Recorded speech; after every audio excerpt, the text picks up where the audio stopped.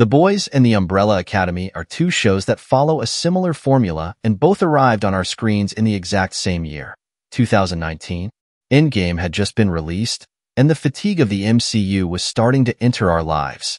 But both Netflix and Amazon Prime Video felt as though they had a solution to that, and that was these two superhero shows that were a bit darker, had comedy embedded within them, and were targeted towards a more mature audience.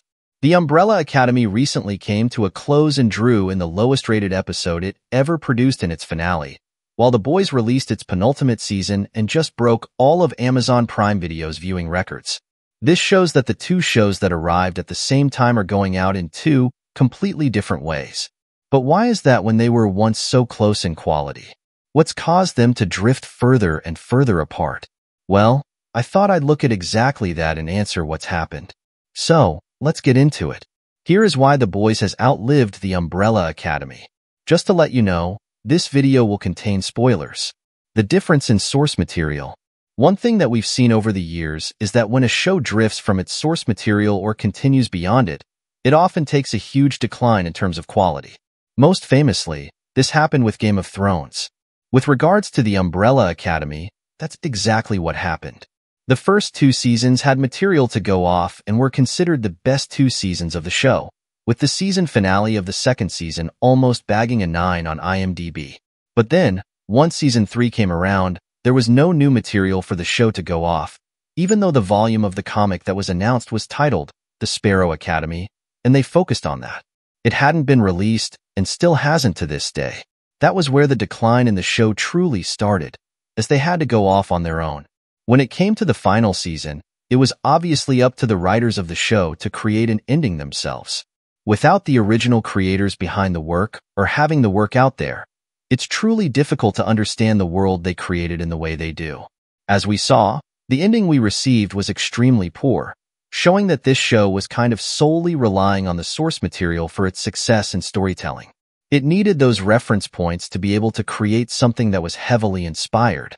When looking at The Boys, a lot of its success is obviously down to Kripke and the team that he has, but something that has probably helped the show is the fact that all of the material that the writers could ever want is pretty much right in front of them. There are 72 issues of the comic, and most importantly, there's an ending. So there's a start and a final destination that the entirety of the show has been building towards, something that we're going to be seeing in Season 5. While the show hasn't followed the comics to a T, you can see the direct inspiration and storylines from it and the more holistic, overarching plot that's present, something which was probably being thought about when Season 1 first aired. With the Umbrella Academy not having an existing ending to work towards when the show was first created, it was probably only thought about when Netflix decided that they were going to cancel the show. But at least the authors of the comic now know how not to end it. The difference in pacing. One major difference within these two shows is the fact that the Umbrella Academy always kind of had a one-season story, which then concluded with a cliffhanger that would lead into the next season. Whereas The Boys has always had an overarching story, which has allowed for more fluidity throughout the episodes. The Boys has always stuck to what it knows and released 8 episodes in a season, almost doing it before every other show realized that an 8-episode structure was better than a 10. Historically, the Umbrella Academy always released 10 episodes, but in the final season, only released 6, something which just didn't make sense and made the pacing of the show feel incredibly one-sided. The final part felt rushed. After receiving 30 episodes of a show, you expect to have 10 in the final season to maintain that consistent pacing, the runtime we were used to, and the time with the characters we've grown accustomed to in order to understand their motives and get the best out of them. But that just wasn't the case. The pacing of The Boys has always been consistent, and even with the runtime of the episodes changing from time to time, it doesn't bother me because it always tends to balance out by the end of the season. The Umbrella Academy concluded while feeling empty, which is a major issue that I've never had with The Boys. The establishing of a universe.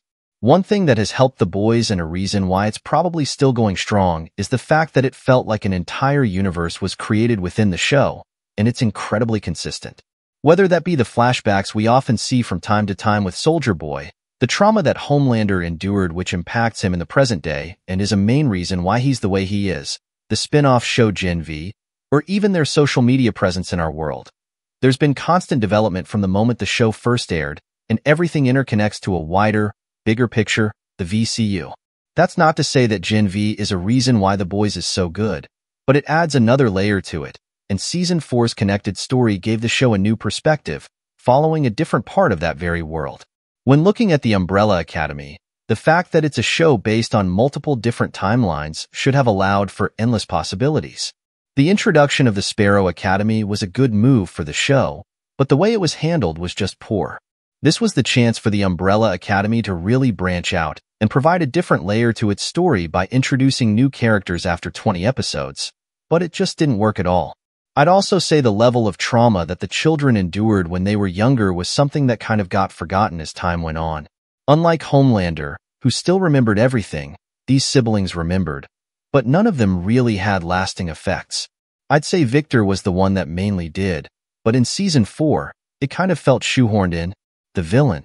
In every good show or movie centered around a group of superheroes, what's the main thing that you need? You need a villain that the heroes are going up against. In The Boys, it's Homelander, who's an incredibly complex character and has a belief system that goes against everything that should make him a hero.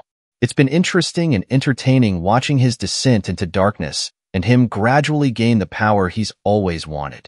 Within the Umbrella Academy, when looking back over the 4 seasons, I wouldn't say there was ever really a villain that topped or matched the quality of Homelander. In fact, Victor was probably the best in Season 1. Other than that, I don't think it ever really felt like there was a villain that we could see transforming or truly understanding their motives. The obvious answer would have been for Reginald to step into that role in the final season, as it always felt like he was going to become the final boss they needed to take down, the very person who made them who they were. But sadly, the writers decided to go in a different direction, a direction that was lackluster. The opposite trajectory of viewing figures. When looking at the viewing figures of both shows, they appear to be going in a completely different direction. For example, The Boys recently broke Amazon Prime Video's viewing figure record and was watched by 55 million people over the course of 39 days, the highest that the show has ever had. Meanwhile, when looking at the Umbrella Academy, it's a different statistic, but you can see the drastic difference in viewership. When Season 3 was first released, it had 7.4 billion minutes watched, an incredible number. For Season 4 of the show, it only had 863.1 million minutes watched, showing a drastic decline in the amount of eyes on the show. You could argue that there were fewer episodes than usual, but even if you add on 40%, it doesn't take you anywhere near what Season 3 got in its opening week, showing that interest in the show had naturally dropped off.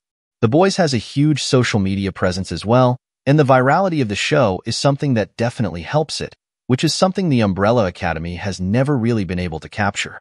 The Boys is an incredible show in its own right, and the idea of comparison only really came from the fact that both of these shows aired for the first time within months of each other.